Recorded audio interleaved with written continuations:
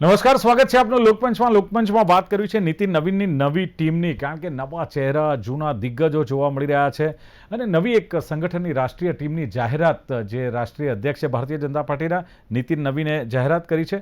અને આ ભાજપની નવી ટીમમાં વાત કરીએ તો 13 ઉપાધ્યક્ષ, 8 મહાસચિવ અને 16 સચિવનો સમાવેશ કરવામાં આવ્યો છે. બીજું કે આમ આપણે ગુજરાતી તરીકે જોઈએ તો ક્યાંક ખ્યાલ આવે કે રાષ્ટ્રીય સ્તરે ગુજરાતના નેતૃત્વને પણ ક્યાંક મહત્વ આપવામાં આવ્યું છે અને ખાસ ગુજરાતના નેતાઓને જે મહત્વ આપ્યું છે એમાં ક્યાંક એવું કહી શકાય કે ગુજરાતની ટીમનો દબદબો છે કે કેમ. જગદીશ પટેલ, રોહન ગુપ્તા રાષ્ટ્રીય સચિવની જવાબદારી સોંપવામાં આવી છે.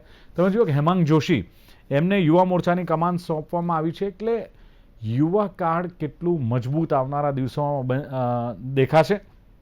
બીજું, નવી રાષ્ટ્રીય ટીમ તો થઈ છે પણ આવનારા દિવસોમાં જે ચૂંટણી ઉત્તર પ્રદેશમાં આવી રહી છે, 2029ની આવી રહી છે, તો ભારતીય જનતા પાર્ટીને આને લઈને કેટલો ફાયદો થશે. તમે જુઓ સ્મૃતિ ઈરાની જે ભારતીય જનતા પાર્ટીનો એક મહત્વનો ચહેરો હતા, વચ્ચે ક્યાંક ગાયબ, અને હવે જ્યારે સંગઠનમાં ફરી એન્ટ્રી થઈ છે, મહાસચિવની જવાબદારી એમને સોંપવામાં આવી છે. એવી જ રીતે વસુંધરા રાજે રાષ્ટ્રીય ઉપાધ્યક્ષ બન્યા છે. એટલે શું જૂના જે દિગ્ગજો છે એની આ રી એન્ટ્રી શું કરી છે? રામ માધવ એમની વાપસી થઈ છે, એ સંદેશ શું છે? અનુભવ અને યુવા ચહેરાઓનું ક્યાંક સંતુલન દેખાઈ રહ્યું છે અને કોઈક રાજકીય ગણિત આની પાછળ કામ કરી રહ્યું છે. અને નીતિન નવીનની આ ટીમમાં કોનું પત્તું કપાયું છે, કોને પ્રમોશન મળ્યું છે, અને બીજું કે 2029ની તૈયારી છે કે પછી સંગઠન મજબૂત કરવાની નીતિન નવીનની આ એક કવાયત છે. ચર્ચા કરવી છે નીતિન નવીનની નવી ટીમ વિશે. ચર્ચા કરવા માટે મારી સાથે ઉપસ્થિત છે લોકમંચની પેનલમાં રાજકીય વિશ્લેષક રાજેશ ઠાકર છે. રાજેશજી, સ્વાગત છે આપનું લોકમંચમાં. સાથે જ વરિષ્ઠ પત્રકાર અને હિન્દુસ્તાન સમાચારના જે એડિટર છે એવા જીતેન્દ્ર तिवारीजी મારી સાથે ઉપસ્થિત છે. तिवारी साहब, आपका भी स्वागत है. જી રાજેશભાઈ, શરૂઆત આપનાથી કરીશું, કારણ કે 13 ઉપાધ્યક્ષ, 8 મહાસચિવ અને 16 સચિવની જે નીતિન નવીનની આ ટીમ છે, ખાસ તો કઈ રીતે આખી આ રાષ્ટ્રીય જે સંગઠનની ટીમ છે એને આપ જોઈ રહ્યા છો?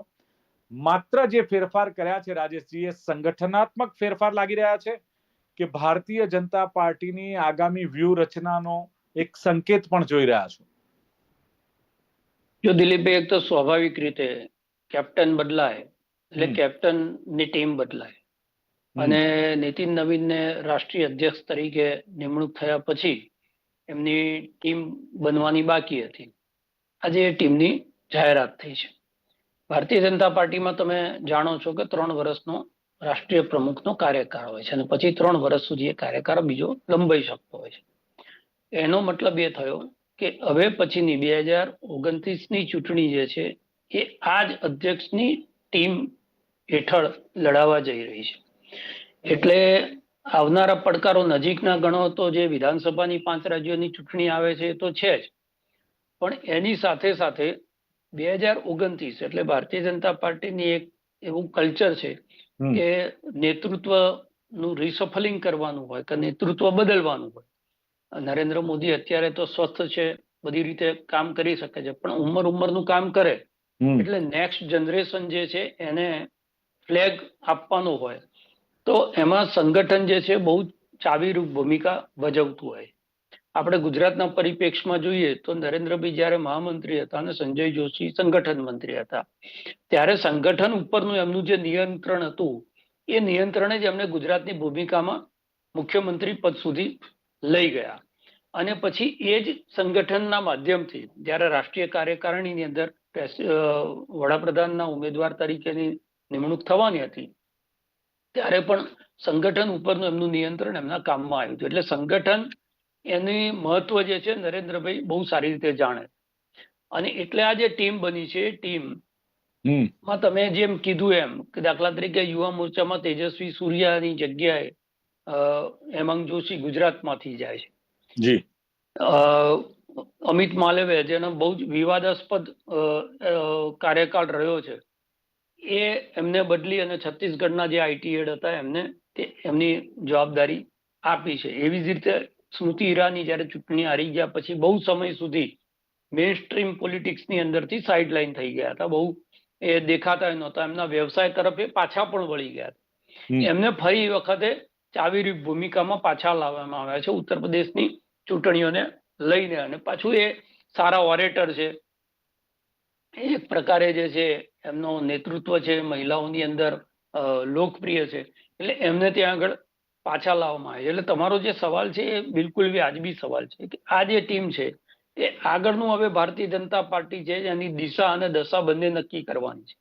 અને એટલા માટે તમે જુઓ, ગુજરાતની અંદર યુવા મોરચાનું અધ્યક્ષ સ્થાન આવવું અને બીજા 3 લોકોને એની અંદર પ્રતિનિધિત્વ મળવું. હવે આ જે છે એ તો મુખ્ય પદ જે છે એની વહેંચણી થઈ છે. હવે દાખલા તરીકે હેમાંગ જોશી પાસે યુવા મોરચો છે રાષ્ટ્રીય સ્તરે, તો ગુજરાતમાંથી યુવા મોરચામાં કેટલા લોકોને આગળ સ્થાન મળે છે એ આપણે જોવાનું થશે. એ સિવાય જે નીચેનું માળખું બને છે, નીચેના માળખાની અંદર ગુજરાતની ભૂમિકા શું રહેશે એ પણ જોવાનું રહેશે. એટલે આખું જે અત્યારે માળખું બન્યું છે એ માળખું આવનારા 2029ની ચૂંટણી અને અત્યારે ખાસ કરીને જે જંતર મંતર આંદોલન પછી એક જેનઝી વાળો વેગ પકડાયો છે અને બધા જેનઝીને ખુશ કરવામાં બધી જ પાર્ટીઓ લાગી છે. એમાં હેમાંગ જોશીની ભૂમિકા યુવા મોરચાના પ્રમુખ તરીકે આવવી એટલે પડકારરૂપ ભૂમિકા છે, પણ એ ભૂમિકા એમને આપવામાં આવી છે. મને લાગે છે અમિત ઠાકર પછી પહેલી વખતે આ ગુજરાતની પાસે યુવા મોરચોની કમાન આવી છે. એટલે બિલકુલ આજે જો દરેક સ્ટેટનું પ્રતિનિધિત્વ એમાં તમને જોવા મળે છે. જૂના અને નવાનું સામંજસ્ય છે. રાષ્ટ્રીય સ્વયંસેવક સંઘનું પ્રતિનિધિત્વ રામ માધવ દ્વારા આપણને આની અંદર જોવા મળે છે. એટલે દરેક સ્ટેટ, એમાં ખાસ કરીને ઉત્તર પ્રદેશ સૌથી વધારે મહિલાઓ, 12 મહિલા આ સંગઠનમાં સમાઈ છે. એમાં લગભગ 4 મહિલાઓ ઉત્તર પ્રદેશની છે. વસુંધરા રાજે સિંધિયાની, જે બહુ વખતથી આપણને એવું લાગતું હતું કે આ એક વિવાદ ચાલી રહ્યો છે ત્યાં આગળ રાજસ્થાનની રાજનીતિને લઈને, એમને ઉપાધ્યક્ષ તરીકે પાછા લાવવામાં આવ્યા છે. એટલે ઘણા બધા એવા સરપ્રાઇઝ એલિમેન્ટ પણ છે આની સાથે, અને એની વચ્ચે જૂના નવાનું સામંજસ્ય અને ખાસ કરીને એમાં નરેન્દ્ર મોદીની છાપ આ પણ તમને વિશેષ જોવા મળે. કારણ કે ઘણા સમયથી એવી ચર્ચા થતી હતી કે રાષ્ટ્રીય સ્વયંસેવક સંઘ છે હવે એ પ્રમુખ ભૂમિકામાં ભારતીય જનતા પાર્ટીના સંગઠનની અંદર દખલગીરી કરતું દેખાશે, પણ એવું કોઈ બહુ મોટો ફેરફાર એ થયો હોય કે નરેન્દ્ર મોદી પાસેથી એક ચર્ચા એવી પણ ચાલી રહી છે કે ભાઈ અમિત શાહની ટીમ ને નરેન્દ્ર મોદીની ટીમ ને આ જે સંગઠનની જે ટીમ જોતા ક્યાંક એક નજરે ચર્ચા એવી પણ છે રાજકીય વિશ્લેષકોમાં કે આ મોટે ભાગે નરેન્દ્રભાઈ મોદીની ટીમનો લોકોનો સમાવેશ કરવામાં આવ્યો છે. ના, નરેન્દ્રભાઈ ને અમિત શાહ જે છે એમની ટીમ સિવાય કામ કરે એમ છે જ નહીં, એ આપણે જાણીએ છીએ. એટલે જ મેં કીધું કે સંગઠનના માધ્યમથી જ નરેન્દ્રભાઈ જે છે મુખ્યમંત્રી થયા અને વડાપ્રધાન થયા, એટલે સંગઠનની ભૂમિકા એ બહુ જ સારી રીતે સમજે છે. એટલે એના ઉપરની પકડ એ બિલકુલ ઢીલી થાય એ પોસાય નહીં. એટલે કહેવાય ટીમ નીતિન નવીન, હવે જનરલી બધી જ પાર્ટીઓની અંદર બીજેપી પહેલા પાર્ટી વિથ ડિફરન્સ કહેવાતી હતી, પણ હવે પણ મેનેજરની ભૂમિકામાં અધ્યક્ષ હોય છે. મોટાભાગે જે છે એને જે નિર્ણયો છે એનું અમલીકરણ કરવાનું હોય છે. એની પોતાની જેપી નડ્ડા હતા તો જેપી નડ્ડાની કોઈ તમને અલગ છાપ દેખાતી નહોતી. એમાં પણ રણનીતિ નક્કી કરવાની વાત હોય કે ચૂંટણીઓ માટેની સંગઠનને કામ લગાડવાની વાત હોય કે નવા વિચારો લાવવાની વાત હોય, તમને નરેન્દ્રભાઈ અને અમિત શાહની છાપ જોવા મળે. મેનેજરની ભૂમિકા ઉપરથી જે सूचनाओं આવે છે, જે नोटिस આવે છે, એનું इम्प्लीमेंटेशन करवाना। तिवारी साहब, जिस तरह नई टीम बनी है नितिन नवीन जी की, क्या लगता है नए चेहरे भी टीम में बहुत सारे दिखते हैं, दिग्गजों का भी कुछ संतुलन दिख रहा है, जो दिग्गज है पुराने लोग हैं, क्या लगता है कि साफ संदेश है कि एक अनुभव भी चाहिए और नई पीढ़ी को भी राजनीति में लाना है, जेन जी को भी कंट्रोल में करना है, तो पूरा एक बैलेंस टीम बनाने का प्रयास है? तिवारी साहब अनम्यूट कीजिए प्लीज।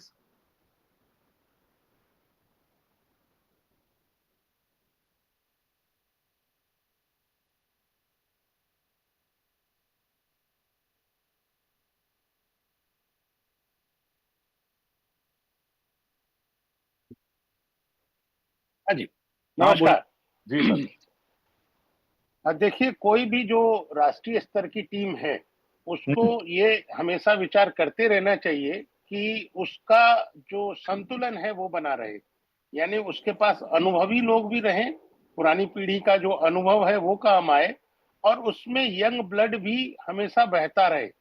अगर आप नई पीढ़ी से कनेक्ट नहीं करेंगे तो एक समय के बाद आप आउटडेटेड हो जाएंगे, पूरी तरह काल बाह्य हो जाएंगे, बुजुर्गों की पार्टी हो जाएगी। और जो इतने सारे युवा आपके साथ जुड़ रहे हैं आंदोलनों के, और देखिए भारतीय जनता पार्टी हमेशा से ये काम करती रही है, और उसके अंदर एक लोकतांत्रिक प्रक्रिया है कि हर 3 साल के बाद अपरिहार्य स्थिति ना हो तो अध्यक्ष चुना जाता है, और 2 टर्म के लिए चुना जाता है, और उसके बाद वो बदला जाता है। ऐसा नहीं है कि 15 साल 20 साल एक ही अध्यक्ष रहने वाला है। तो मैं समझता हूं कि जैन जी का आंदोलन तो बहुत बाद में शुरू हुआ, लेकिन नरेंद्र भाई मोदी ने पार्टी में नया चेहरा लाने की शुरुआत तो नितिन नवीन से ही कर दी थी। किसी की कल्पना में भी नहीं था कि एक पार्टी के बिहार के एक मात्र विधायक, जिनकी कोई बहुत उम्र नहीं रही होगी और वो बहुत सारे लोगों से यंग थे, उनको लाके सीधे राष्ट्रीय अध्यक्ष बनाया। उसी समय ये समझ में आना चाहिए था कि नरेंद्र भाई मोदी बहुत दूर का सोचते हैं। तब तो ये जैन जी जैसी कोई चीज थी भी नहीं। तो उसके बाद जो पार्टी का राष्ट्रीय अध्यक्ष अगर इतना युवा है कि जो 60 से कम का है, और 40 और 60 के भी, आप पूरी टीम देखिए, वो 35 से लेके और 55 के बीच के हैं ज्यादा लोग। और उसमें महिलाओं की भागीदारी वो पहले से भी बढ़ाई गई है। बहुत सारे नाम हमारे राजेश भाई ने ले दिए, इसलिए मैं उन सारे नामों को दोहराना नहीं चाहता हूं।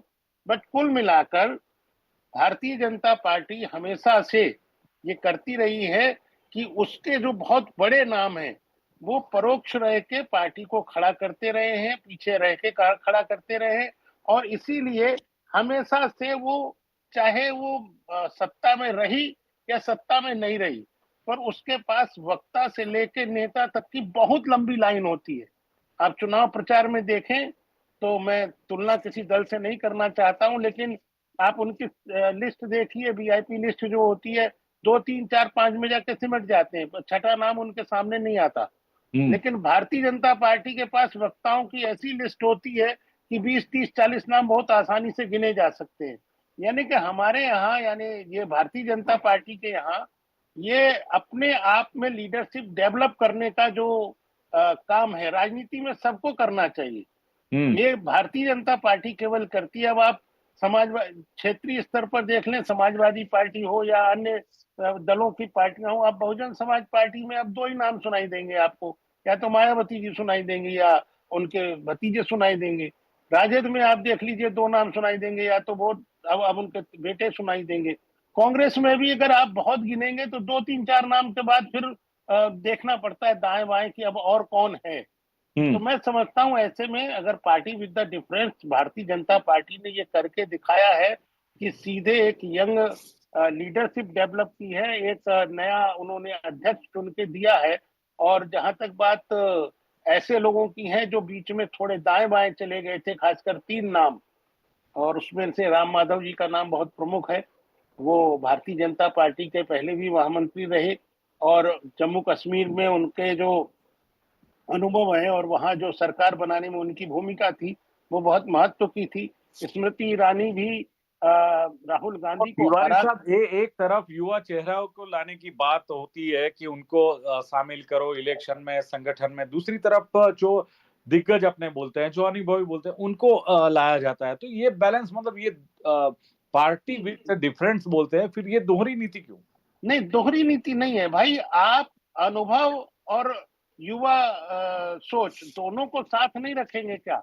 आखिर उनकी ट्रेनिंग कैसे होगी? वो अपने से वरिष्ठ लोगों को, जिन्होंने कुशाभाऊ ठाकरे के साथ काम किया, उस समय की मैं टीम बताता हूँ। जब मैं दिल्ली में नया नया पत्रकारिता में आया था तो कुशाभाऊ ठाकरे एक तरफ हुआ करते थे, प्रमोद महाजन और गोपीनाथ मुंडे और ये नरेंद्र भाई भी, और ये सारे लोग उनके साथ काम करते थे। आपस में सब मस्ती करते थे, लेकिन जैसे ही कुशाभाऊ को देखते थे तो उनको लगता था कि हमसे कोई बहुत वरिष्ठ आ गया, इनसे सीखने की जरूरत है। तो ये हमेशा, अब अटल जी के समय वो मैंने देखा खूब धौल जमा देते थे प्रमोद महाजन के कंधे पे, और चुनाव क्या हो रहा है। तो बात यह है कि नए पुराने लोगों को कोई शीशे में मड़के रखने की जरूरत नहीं है, उनको भी अच्छा, पार्टी में, हाँ, बहुत वरिष्ठ जो हुए 75 पार के जो हुए, उनसे फिर उन्होंने दैनिक जो काम थे वो तो उससे सर जी, अडवाणी जी भी तो वरिष्ठ थे, मुरली मनोहर जोशी भी तो वरिष्ठ हाँ, थे, उनसे तो वो उनको तो आदर, साइडलाइन कर दिया, उनको नहीं नहीं, उनको तो वो शीशे में भर दिया। भाई देखिए, वो मार्गदर्शक थे। अभी भी डॉक्टर मुरली मनोहर जोशी ने जो भूमिका निभाई, आप देखिए, डॉक्टर मुरली मनोहर जोशी ने सीधे सीधे ट्वीट किया, सीधे सीधे प्रधानमंत्री को लिखा, और उन्होंने एक मार्गदर्शन दिया। किसी पार्टी के व्यक्ति ने क्या उनके खिलाफ एक भी लाइन बोली क्या? नहीं, आडवाणी जी का विषय सुनिए, वो तो भारतीय आडवा जनता पार्टी है सुनिए, ना। आडवाणी जी का विषय अलग है। वे स्वास्थ्य कारणों से पूरी तरीके से अब सार्वजनिक जीवन से दूर हो गए हैं।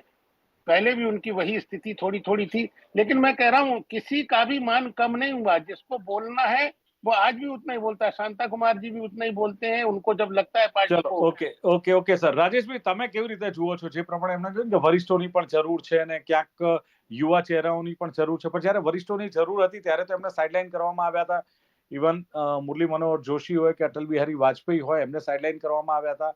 અત્યારે નો ડાઉટ રામ માધવની એન્ટ્રી, સ્મૃતિ ઈરાનીની સંગઠનમાં રી એન્ટ્રી થઈ છે, એટલે વસુંધરા રાજેને જે રાષ્ટ્રીય ઉપાધ્યક્ષ બનાવ્યા છે, જૂના ચહેરાઓની વાપસી કરતા જૂના અનુભવોનો પુનઃ ઉપયોગ છે અને જરૂર પડી લાગે છે. હવે શું લાગે છે? સૌથી વધારે અત્યારે ભારતીય જનતા પાર્ટીમાં સિલેક્શન ક્રાઇટેરિયાની અંદર એ વફાદારી, અને એ વફાદારી પક્ષ કરતા વ્યક્તિની વફાદારી, અને આપણે ગુજરાતના સંગઠનમાં જોઈએ છે એ જ રાષ્ટ્રીય સંગઠનમાં એ ક્રાઇટેરિયા છે. તમે યુવાને અધ્યક્ષ બનાવો એ તો બહુ સારી જ વાત છે, પણ એ અધ્યક્ષને અધ્યક્ષ તરીકેની છાપ ઉપસવી જોઈએ. એ ભારતીય જનતા પાર્ટીમાં બંધ થઈ ગયું. પહેલા એવું હતું કે સરકારમાં બેઠેલા લોકો સરકાર ચલાવતા અને સંગઠનમાં બેઠેલા લોકો સંગઠન ચલાવ્યા, એની ભેળસેળ નહોતી. સંગઠન એ સત્તાની ઉપર સર્વોપરી હતું. હવે થયું છે એ કે અધ્યક્ષ જે છે એની નિમણૂક, જેમ એમણે ગણાવ્યું ને, કોંગ્રેસની અંદર થાય કે અધ્યક્ષ ગમે તે થાય પણ ચાલે ગાંધી પરિવારનું, એવી રીતે અખિલેશ યાદવની પાર્ટીમાં અખિલેશનું ચાલે, કે ઉદ્ધવની પાર્ટીમાં ઉદ્ધવનું ચાલે. હવે ભારતીય જનતા પાર્ટીમાં પણ સ્થિતિ એવી છે, મેં પહેલા કીધું એમ, કે હવે અધ્યક્ષ છે મેનેજરની ભૂમિકામાં છે. કંપનીના જે માલિક છે એ નરેન્દ્રભાઈ અમિતભાઈ છે, એટલે અધ્યક્ષ જે છે એ અમિત શાહ અને નરેન્દ્રભાઈ, આ બેના કોઈ નિર્ણયને ઓવરરૂલ કરી શકે એ કેપેસિટી વાળા હવે બનાવતા નથી. અને એટલા માટે માત્ર અધ્યક્ષની વાત મૂકી દો, તમે મુખ્યમંત્રીઓ પણ સિલેક્ટેડ એવા બનાવવામાં આવે છે કે જે પાર્ટી લાઇનમાં, એટલે સીધી લીટી દોરી હોય એના ઉપર ચાલે, અને તો જ સંગઠન ઉપરનો કાબુ રહે. આમાં હું ખોટું એટલા માટે નથી જોતો, તમારે પાર્ટી ઉપર તમારું પ્રભુત્વ જાળવી રાખવું હોય કે રાજનીતિમાં તમારે તમારું પ્રભુત્વ જાળવી રાખવું હોય તો સંગઠનની ઉપર તમારું નિયંત્રણ પકડી રાખવું પડે. અને એ રાખવા માટે શું કરવું પડે કે તમારે એવી જ ટીમ મૂકવી પડે કે જે ટીમ આવનારા જે વર્ષો છે કે દિવસો છે એની અંદર તમારી દ્રષ્ટિ પ્રમાણેનું કામ કરે, કે તમારી દ્રષ્ટિ પ્રમાણેની પાર્ટી ચલાવે. આ જે ટીમ છે એ ટીમમાં પણ આ જ આપણે દેખી રહ્યા છે. કાલ જેમને સાઇડલાઇન કર્યા હતા એમને પાછા લીધા છે, એનો મતલબ કે સાઇડલાઇન કરવાની કેપેસિટીમાં તો કોક છે. તમે સમજો છો કે નહીં? બિલકુલ. તો તમે જેમને સાઇડલાઇન કર્યા હતા એમને જ પાછા તમે લઈને આવો છો, એટલે સાઇડલાઇન કરનારા અને પાછા લાવનારા એ નિર્ણય શક્તિ જેના હાથમાં છે એ નીતિન નવીન નથી. અને એટલા માટે મેં કીધું કે યુવાઓની ટીમ, હા, ભારતીય જનતા પાર્ટીમાં એટલું ચોક્કસ છે કે ક્યારે કોને શું મળી જશે એની તમે ધારણા ના કરો. દાખલા તરીકે રોહન ગુપ્તા તો ભારતીય જનતા પાર્ટીની અંદર કોંગ્રેસમાંથી આવેલા લોકોને મુખ્યમંત્રી બનાવાય, એમને મંત્રી બનાવાય, પણ સંગઠનમાં કોઈ ચાવીરૂપ હોદ્દો, આપણે ગુજરાતમાં જોયું કે એટલા બધા લોકો કોંગ્રેસની અંદરથી આવ્યા અને મંત્રીઓ પણ છે, ધારાસભ્યો છે, પણ સંગઠનની અંદર પ્રવક્તા બનાવે ત્યાં સુધી બરોબર છે, પણ સંગઠનના મહાસચિવ કે મંત્રી આ પદ મળતું નહોતું. રોહન ગુપ્તાને રાષ્ટ્રીય મંત્રી તરીકેનું પદ આપ્યું છે. આ એક જે છે સરપ્રાઈઝ છે. અચ્છા. કારણ કે જનરલી ભારતીય જનતા પાર્ટી એની વિચારધારા, મૂળ વિચારધારા, કાં તો સંઘમાંથી નિર્માણ થયેલો કાર્યકર્તા જે ઘડાયો હોય એને સંગઠનની અંદર હોદ્દો આપે છે. રોહન ગુપ્તા પહેલી એવી એન્ટ્રી છે કે જેમને રાષ્ટ્રીય સ્તરે મંત્રી બનાવવામાં આવ્યા છે, અને આપણે જાણીએ છીએ કે રોહન ગુપ્તાની ભૂમિકા જ્યારે કોંગ્રેસમાં હતા ત્યારે ભારતીય જનતા પાર્ટીની સામે કયા પ્રકારની હતી. એ હાથમાં અસ્ત્રો લઈને ડિબેટમાં ફરતા હતા લોકોનું મુંડન કરાવવા માટે. એટલી આકરી રાજનીતિ જે છે ગુજરાતમાં પણ એમણે કરીને રાષ્ટ્રીય સ્તરે જ્યારે મીડિયા કે સોશિયલ મીડિયાના ઇન્ચાર્જ હતા ત્યારે પણ કરી. પણ એ આજે ભારતીય જનતા પાર્ટીના રાષ્ટ્રીય સંગઠનની અંદર એમનો સમાવેશ થયો છે. એનો મતલબ પાર્ટીએ હવે જોયું છે કે વિનિંગ સિચ્યુએશન અને બદલાતી રાજકીય પરિસ્થિતિના પ્રવાહો આની અંદર શું થઈ શકે. એમણે કીધું કે મુરલી મનોહર જોશી બોલાય ખરા, પણ એ બોલેલું સંભળાય છે ખરું એ મહત્વનું છે. બોલવામાં તો મોહન ભાગવત પણ બોલ્યા કે જે જેનજીને ગટર છાપ કહેતા હતા એ જેનજીને એમણે પ્રમાણિક કીધા. પણ મોહન ભાગવતનું એ જે કીધેલું છે એના બીજા જ દિવસે વિશ્વ હિન્દુ પરિષદના રાષ્ટ્રીય અધ્યક્ષ શું બોલે છે. તો સવાલ એ છે કે એ લોકો બોલે તો છે, એમની લાગણી વ્યક્ત કરે છે, પણ એ લાગણી પ્રમાણે હવે પાર્ટી વર્તે છે ખરી તો નથી વર્તી. પાર્ટીની અંદર હવે એક મિકેનિઝમ એવું તૈયાર થઈ ગયું છે કે જે સંગઠનના માધ્યમથી પાર્ટીને ચૂંટણીઓ જીતાડવા માટે કાં તો પાર્ટીના સંગઠનને મજબૂત કરવા માટેનું કામ કરે. એટલે હું કાયમ કહેતો હોઉં છું કે એક ઓટો મોડની અંદર પાર્ટી જતી રહી છે. એટલે અધ્યક્ષ નીતિન નવીન હોય કે બીજું કોઈ પણ વ્યક્તિ હોય, પાર્ટીનું જે સંગઠન છે જે રીતે ચાલે છે એ જ રીતે ચાલવાનું છે. ઓકે તિવારી સાહેબ, એમાં તમને અધ્યક્ષની કોઈ વિશેષ છાપ, જેપી નડ્ડાની વિશેષ છાપ તમે મને કહો કે એમને પોતાના સ્વતંત્ર કોઈ નિર્ણય તમને એવો યાદ આવતો એક સંગઠનના માધ્યમથી કર્યો હોય, કોઈ મોટો નિર્ણય કર્યો હોય તો તમને યાદ નહીં આવે. એટલે અહીંયા પણ સ્થિતિ એ જ છે કે નિર્ણય જે છે 2 જણ કરે છે. અને પણ એક છે કે ભારતીય જનતા પાર્ટીમાં નિર્ણય થઈ ગયા પછી એ નિર્ણયની સામે કોઈ વિવાદ નથી હોતો. બીજું, ગમે તેને મુખ્યમંત્રી બનાવે કે ગમે તેને અધ્યક્ષ બનાવે, પાર્ટી પરિણામ મેળવી લે છે.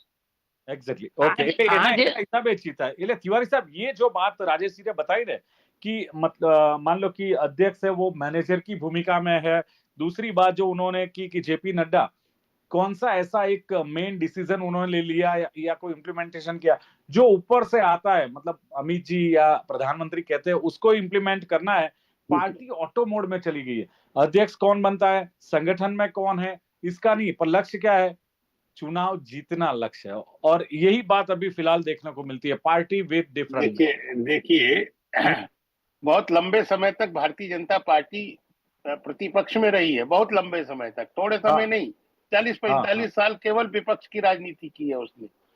अब अगर उसको सत्ता प्राप्त करने के रास्ते पता चल गए हैं, जो रास्ते बाकी दल इस्तेमाल करके इनको सिर्फ विपक्ष में रखते थे, वो कहते थे आपका काम तो विपक्ष में रहने का ही है, तो उन्होंने सत्ता में आने के बाद बता दिया कि हम हर तरीके से आपसे बेहतर है।